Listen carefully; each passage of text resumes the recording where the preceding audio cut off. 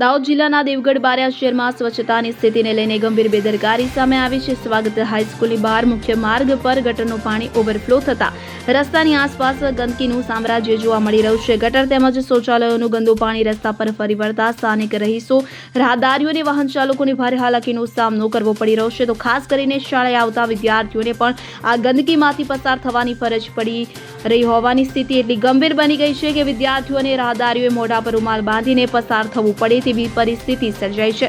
ગંદા પાણીના કારણે દુર્ગંધ અને સ્વચ્છ વાતાવરણથી લોકોમાં રોષ જોવા મળી રહ્યો છે કે જેને લઈ સ્થાનિકો દ્વારા ગટરનું ઓવરફ્લો થતું પાણી તાત્કાલિક દૂર કરી સફાઈ કરાવવા તેમજ કાયમી ઉકેલ લાવવાની માંગ કરવામાં આવી રહી છે। ત્યારે હવે જોવાનું એ રહ્યું કે નગરપાલિકા તંત્ર આ ગંભીર સમસ્યાની ક્યારે નોંધ લે છે અને ક્યારે યોગ્ય કાર્યવાહી કરે છે।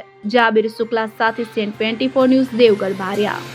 હવે જુઓ દેશ દુનિયાની તમામ ખબરો તમારી આંગળીના ટેરવે। ઉઠાવો મોબાઈલ અને Google Play Store પરથી ડાઉનલોડ કરો અમારી CN24 ન્યૂઝ મોબાઈલ એપ।